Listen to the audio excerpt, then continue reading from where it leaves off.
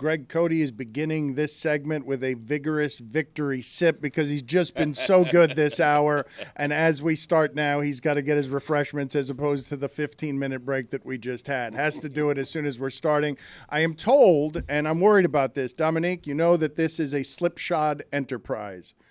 I just walked through the room like pretty mad because we've had a day to get video functioning from 3 blocks away in 2023 as artificial intelligence comes to replace us all, and we cannot successfully execute audio and sound from where it is Mike Ryan is at the center of the chaos. And as I walked through the room complaining about it, Amin said to me something that I had not considered. You will hear digi sound. You will hear grainy video. You will hear profound incompetence because it's all we make around here. I don't think you can hear the grainy video. It's just going to be grainy. Okay, thank you. I think you're going to be able to hear it. That sounded the way grainy video might sound if it had a sound. If it belched and farted, that's what it would sound like in the middle of me trying to explain why a multi-million-dollar media operation Golic grainy cannot execute the simple act of going out to Mike Ryan because there's chaos 3 blocks from here.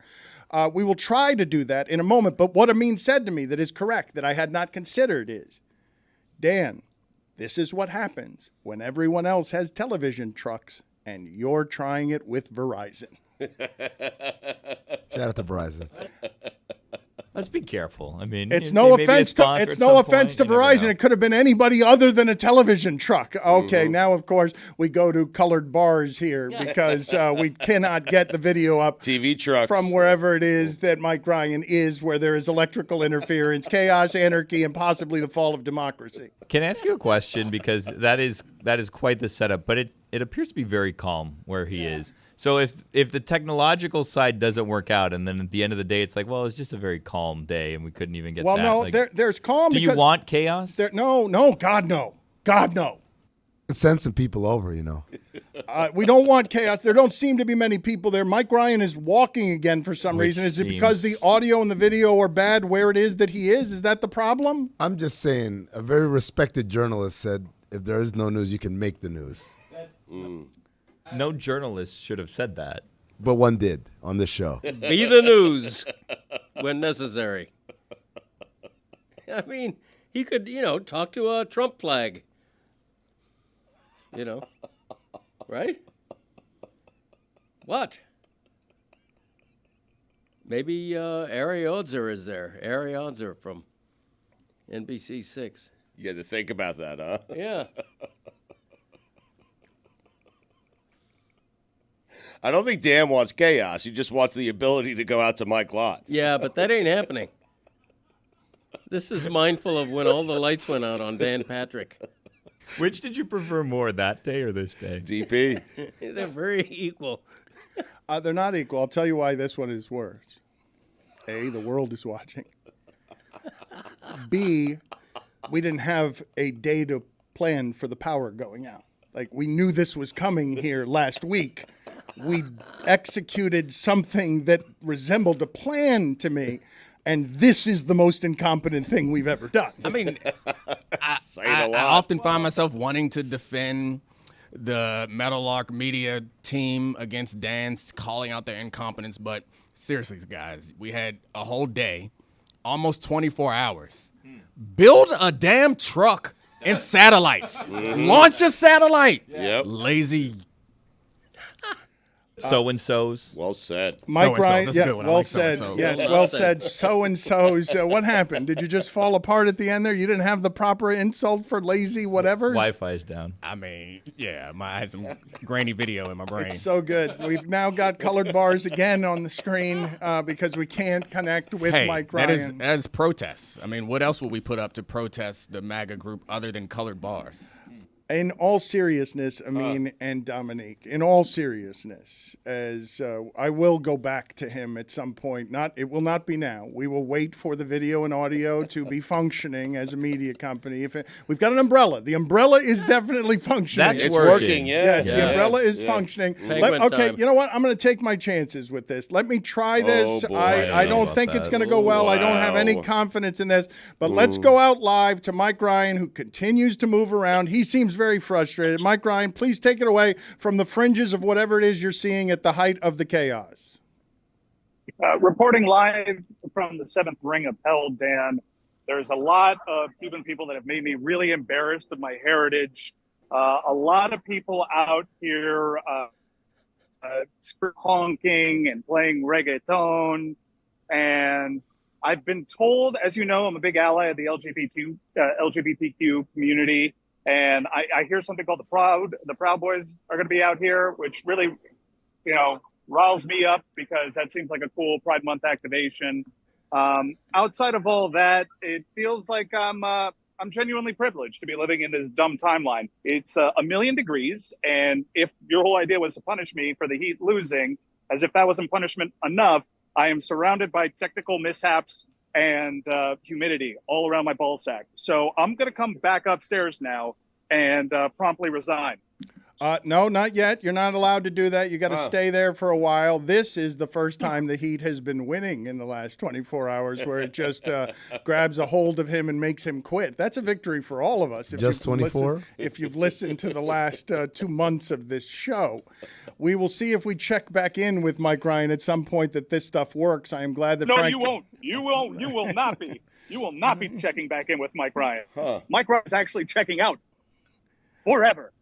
It's safer for you over there, Mike. Trust me. Went well. I mean, yes, an excellent report from over there. Thank you for all the hard work and the planning that goes into being the giant that Meadowlark Media will one day become while winning awards at Tribeca. Why did we make Frankie go Great out idea. there? Great idea. Kiss my ass. What else is out there? Do you feel like there's danger out there? Does it seem like it's dangerous to you? There's a lot of Crocs and bad fashion and people that say they respect the flag but put it on T-shirts, and a truck keeps driving around with Barack Obama behind bars, and it's just stupid. All of it is stupid. I feel like I'm in danger, not because something bad will happen, but I get dumber by proxy. I hate it here, and by here I mean this planet. Get me the out of here. Okay, please. Very good. We don't need cursing from there. We don't need irresponsible. Yes, look at Tony. Tony, what's the matter? Unnecessary F word there. We've got a skeleton crew back here. He's very frustrated. He's wearing the F word. I have a microphone that's not even plugged in. Let me tell you, the F words are so necessary. It's working well, though. I got to be honest. I mean, so far we can hear him. Yes. If what you mean is we can occasionally hear him, it is working well. The umbrella is indisputably working well. Mike looks like one of those 80s. Yeah, the umbrella's actually nice. Yeah, it is.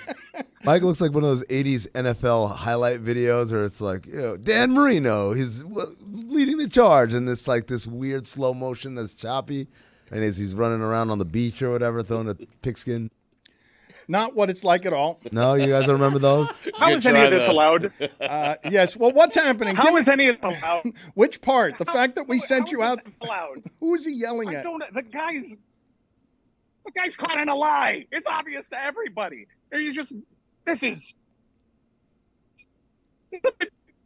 It's like Stugotz, that someone could be just this fraudulent, this dishonest, and still have throngs of people hang on every word and support them. I can spot the dumb people quite easy. They're wearing it on their head. But also, I think the joke is ultimately on me because we're giving them the attention that they crave. Let's just let the justice system take course. Let me resign in peace. Dominic, how do you feel about where we are as a company? Look at that. Oh no, we don't want to look at that. That's the most Cuban of things. It got so clear too. The video did. Yes, all of a sudden the video works. I mean, what? You want to send the cameraman to the penalty box? I'm sending myself to the penalty box. Why are you sending yourself to? You can't do that. That's not something that's a thing. You got to stay here. That was the most Cuban thing that's out there. A hairy, swampy Florida belly. That looked damp, Mike. That looked unpleasant. And I can assure you, I am by far the least Cuban thing out here is my hairy, damp belly button. There are so many people that embarrass our great people, the Cuban people out here right now. It is like 90% Cubanazos out here. And I just feel like walking the crowd and asking them who they want to see in opening weekend. Barbie or Oppenheimer? Because that's the only thing actually worth talking about over here. Dan, a lot of ingenuity there in that mess, because there's people selling mangoes. It's mango season right now in Miami. There's people selling flags out there. People just trying to make a buck. I saw that there was a hustler that walked past Mike Ryan with a whole bunch of very small American flags that I just imagine are overpriced. But if you're there without an American flag and some guy walks by with one, like that guy sells mangoes in his part-time right on the street. That guy does. We all know that guy. That guy always has a hustle. Every once in a while, you're sitting at a stoplight, and I'll have some peanut M&Ms. Like, whatever. Like, that guy's got it right there. When's the last time you made that purchase? They're $5. Who cares? On the way here, Stugotz. Stop moving the umbrella. I'm trying to get into the shade. Stop moving the goddamn umbrella. Frankie. Just stay. This is where the umbrella is casting shade. I'm surrounded by the worst. Actually, no, you were right the first time. Mike Ryan, as part of your penalty before you come back, I do think you should just start interviewing. There should be brief interactions with some of the people who are out there, even though it's a bad idea. Billy is shaking his head. Let's no. not. Because This has gone so great so far. Let's complicate things even more. Let's not. It's just bringing complicate things by bringing a single man on the street. The microphone's not plugged in, so they have to scream into Mike's ear. We cannot execute a man on the street interview. I will not accept this, Dan. This is time for celebration. You know how far off we were an hour ago? Yeah. And we have accomplished it. We just went to Mike. It was grainy. It was fun. It was swampy. It was weird. It was entertaining. It was fantastic. We accomplished this with a cell phone, with all these people out there with trucks and satellites and millions of dollars. Apologies we to got Verizon. a cell phone, an unplugged microphone. He is so sweaty. And we nailed it. Mike Ryan, explain to me your level of dampness right now. I feel like I'm in the shower. I feel like I'm in the shower. I feel like I'm submerged in water and stupidity. This is my professional life. And honestly, considering the state of U.S. history right now at this very moment, maybe the worst day of all our lives. Yeah, I'm coming back upstairs. I want to leave. I want to leave right now. I want to leave right now. Okay. I want to leave right now, and I want Brandon Montour to get going and the forecheck to be effective, and for the Panthers power play to come online. If you're that sweaty, the umbrella is not working. Imagine how sweaty he would be if even the umbrella were working.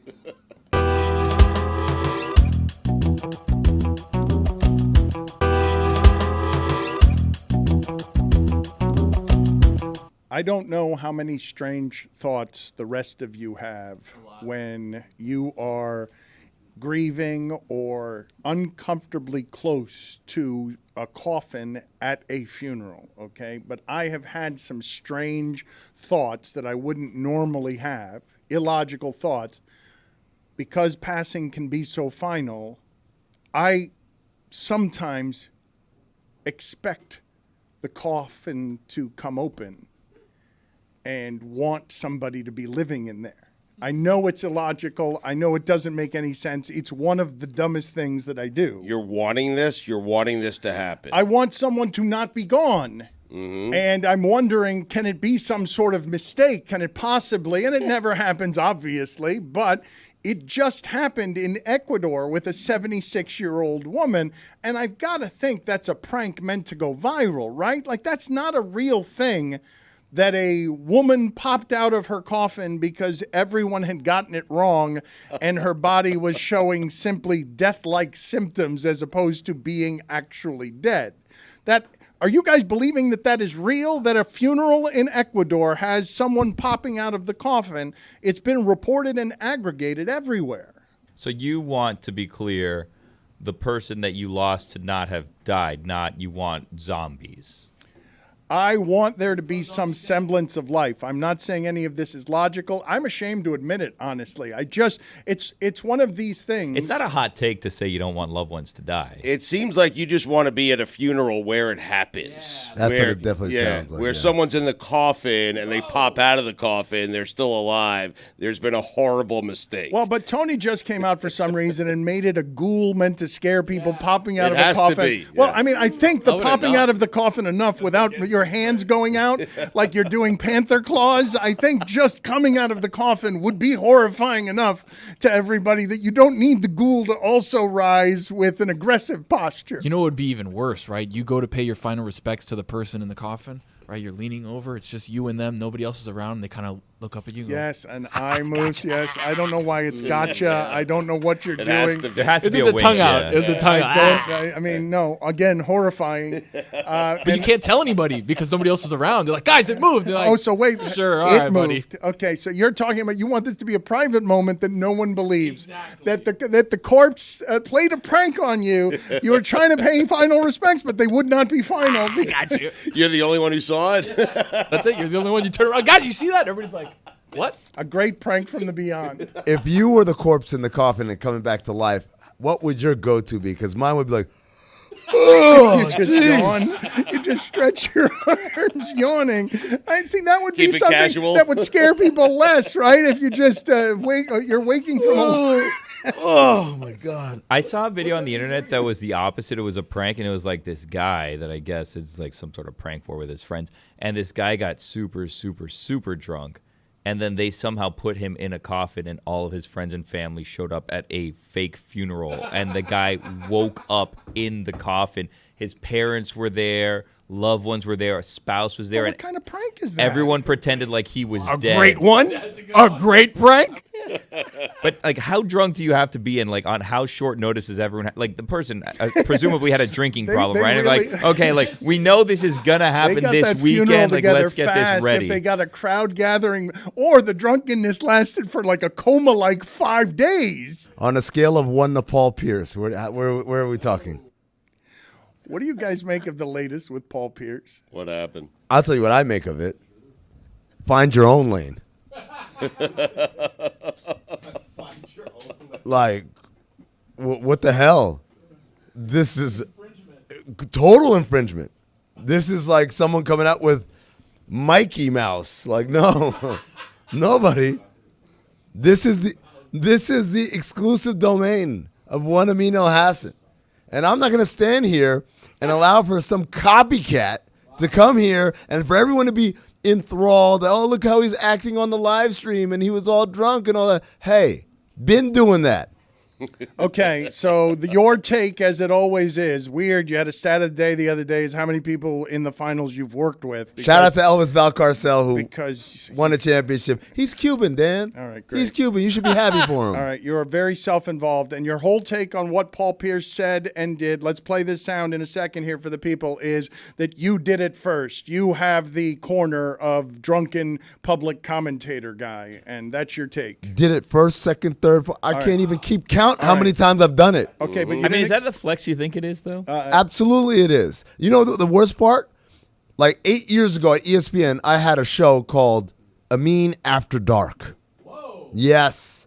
After Dark. That was my thing.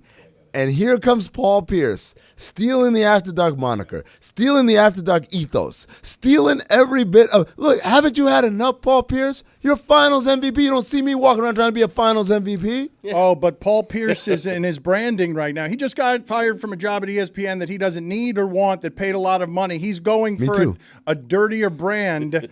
He's doing all of this better than you, though. I did it first, though. You did it I first. did it first. Okay, but he's doing it better, and he's doing it with sex workers, and he's doing it in a style that is unapologetic. Let's go ahead and play this sound for the people. Again, Paul Pierce left ESPN disgraced because he parties too much, because the party was too much for Disney. Can't have that commentating on our games. Let's go get Greenberg. That won't happen with him. Let's play that sound of Paul Pierce. This is my girlfriend for the day. They got a website that you can hire girlfriends for the day. Stop, man. And so I got a girlfriend for the day. Stop, man. Stop. You can hire girlfriends for the Stop, day. man. I went on the website and I hired a girlfriend for the day. Look, Collins. There go Collins. Look at D Wade at the game. Okay, D Wade at the game. You don't know what. You can start that website. This is a live girlfriend for the stream, day. P. We're live. We're streaming. Whatever you're saying, they can hear you. Shout out to everybody who joined us on the live stream. Show me the live stream. It's right here. Look. Move, Jelani. Well, show me. It's right here. Look right here. Show This me the likes and the comments and all that on that. Yeah, give us some questions. Let's take Show some me. questions. You want some fan questions? You want some fans questions? Show me now. It should be live. You want Show some me fans? now. You want some fan questions? Yeah, give me some fans Fan questions. questions. What's some fans questions? So this live right now. What y'all asking? Oh, this is it.